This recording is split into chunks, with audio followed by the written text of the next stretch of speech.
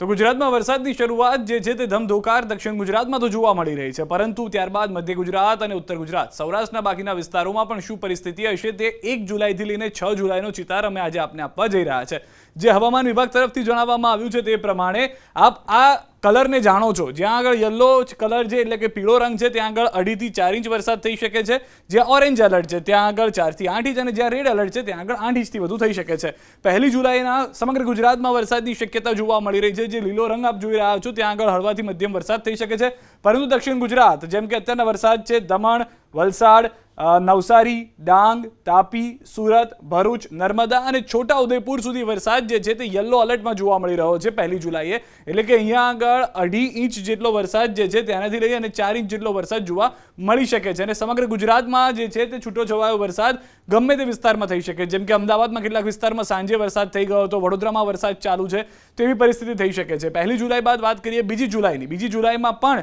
Orange એલર્ટના એંધાણ જે છે તે હવે જોવા મળી રહ્યા છે। જેમ કે દક્ષિણ ગુજરાતની વાત કરી લઈએ કે જ્યાં આગળ પહેલા યલો એલર્ટ હતું તેવું સુરત, તાપી, ડાંગ, નવસારી, દમણ, વલસાડ અને દાદરાનગર હવેલી, ત્યાં આગળ હવે ઓરેન્જ એલર્ટ આવી ગયું છે, એટલે કે 2 જુલાઈએ અહીંયા આગળ 4 થી લઈ અને 8 ઇંચ જેટલો વરસાદ જે છે તે જોવા મળી શકે છે। અને તેની સાથે સાથે છોટાઉદેપુર, નર્મદા અને ભરૂચ કે જેમાં પણ 2.5 થી લઈ અને 4 ઇંચ જેટલો વરસાદ જોવા મળી શકે છે, જ્યાં આગળ યલો એલર્ટ આપવામાં આવ્યું છે। સૌરાષ્ટ્રના વિસ્તારો કે જે ભાવનગર, અમરેલી અને ગીર સોમનાથ છે, છૂટો છવાયો વરસાદ તો હોઈ જ શકે છે બાકીના વિસ્તારમાં, પરંતુ આ 3 જિલ્લામાં તો 2.5 થી 4 ઇંચ વરસાદ થઈ શકે છે તેવું હવામાન વિભાગ તરફથી અનુમાન લગાવવામાં આવ્યું છે। 2 જુલાઈ બાદ વાત કરીએ 3 જુલાઈની, 3 જુલાઈની અંદર જે 8 ઇંચથી વધુ વરસાદ એટલે કે રેડ એલર્ટ છે તે દક્ષિણ ગુજરાતના વિસ્તારોમાં જોવા મળી રહ્યું છે। તેના પર જે તે પહેલા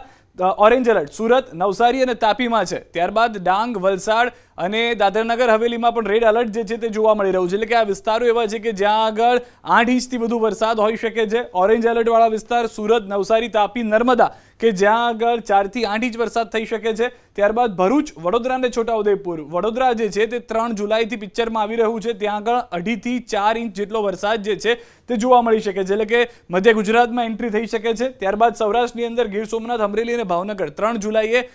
જે યથાવત છે તે જોવા મળી રહ્યા છે, અહીંયા 2.5 થી 4 ઇંચ જેટલો વરસાદ જોવા 3 જુલાઈએ મળી શકે છે। બાદ વાત કરીએ 4 જુલાઈની, હવે અહીંયા આગળ આપ જોશો તો રેડ એલર્ટ વાળા જે વિસ્તારો છે તે વધી ગયા છે। રેડ એલર્ટ પર જે તે પહેલા ઓરેન્જ એલર્ટની વાત કરી લઈએ, દમણ, વલસાડ, નવસારી, સુરત, ભરૂચ અને છોટાઉદેપુર આ ઓરેન્જ એલર્ટ વાળા વિસ્તારો છે, અને રેડ એલર્ટ વાળા જે વિસ્તારો છે જેમ કે તાપી, નર્મદા અને ડાંગ કે જ્યાં આગળ 8 ઇંચથી વધુ વરસાદ જે છે તે જોવા મળી શકે છે ક્યારે 4 જુલાઈ। હવે આપણે સૌરાષ્ટ્રની પણ વાત કરી લઈએ। સૌરાષ્ટ્રની અંદરની જે પરિસ્થિતિ છે કે જ્યાં આગળ ભાવનગર અને અમરેલી એવા વિસ્તારો છે કે જ્યાં આગળ 4 જુલાઈએ ઓરેન્જ એલર્ટ આપવામાં આવ્યું છે, એટલે કે અહીંયા પણ 4 થી 8 ઇંચ વરસાદ હોઈ શકે છે, પરંતુ જાણે ચોમાસું આગળ વધતું હોય તેમ ગીર સોમનાથ, જુનાગઢ અને રાજકોટમાં યલો એલર્ટ આપવામાં આવ્યું છે, એટલે કે અહીંયા આગળ 2.5 થી 4 ઇંચ જેટલો વરસાદ થઈ શકે છે। આપણે મધ્ય ગુજરાતની વાત કરીએ હતી 3 જુલાઈની, તો તેવી રીતે 4 જુલાઈએ વડોદરા, પંચમહાલ અને દાહોદની અંદર જે છે તે યલો એલર્ટ છે, એનો મતલબ કે 2.5 થી 4 ઇંચ વરસાદ અહીંયા પણ થઈ શકે છે। આ તમામની વચ્ચે એક વાત એ ભૂલવાની નથી કે એટલા વિસ્તાર પૂરતો જ વરસાદ રહેશે તેવું નથી, સમગ્ર ગુજરાતમાં વરસાદની પરિસ્થિતિ હશે,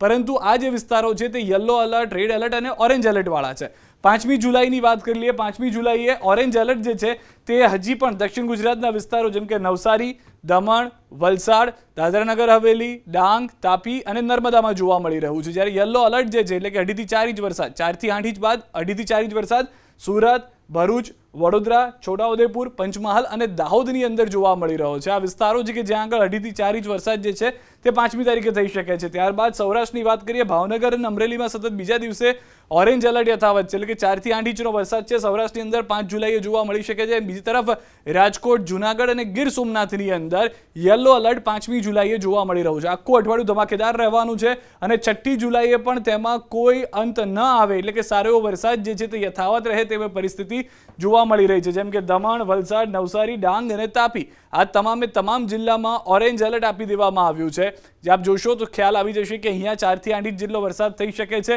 એની સાથે યલો એલર્ટ જે છે તે સુરત, ભરૂચ, વડોદરા, પંચમહાલ, છોટાઉદેપુર અને દાહોદમાં યથાવત જોવા મળી રહ્યું છે। આ તમામ વિસ્તારોમાં યલો એલર્ટ એટલે કે 2.5 થી 4 ઇંચ વરસાદ 6 જુલાઈએ પણ જોવા મળી શકે છે, અને ગીર સોમનાથ, અમરેલી અને ભાવનગરમાં પણ યલો એલર્ટ જે છે તે યથાવત છે। સૌરાષ્ટ્રના વિસ્તારો કે જ્યાં આગળ સારો એવો વરસાદ થઈ શકે છે 6 જુલાઈ સુધી. તો 1 તારીખથી લઈ અને 6 જુલાઈ સુધીનું જે હવામાન વિભાગ તરફથી એલર્ટને લઈને જાણકારી આપવામાં આવી છે તે અમે આપ સુધી પહોંચાડી છે, જેમાં સ્પષ્ટ છે કે આપણે જે રાહ જોતા હતા સારો વરસાદની શક્યતાઓ છે કે જુલાઈના પહેલા જ અઠવાડિયામાં સમગ્ર રાજ્યની અંદર ચોમાસું સારી રીતે પહોંચી જાય. જે રીતે અત્યારના વરસાદ સૌરાષ્ટ્રમાં કેટલાક વિસ્તારમાં કે દક્ષિણ ગુજરાતમાં થઈ રહ્યો છે તેનાથી પણ સારો વરસાદ જે છે તે સમગ્ર ગુજરાતમાં થાય તેવી આશા રાખવામાં આવી રહી છે અને તેવી સિસ્ટમ પણ સક્રિય થતી જોવા મળી રહી છે.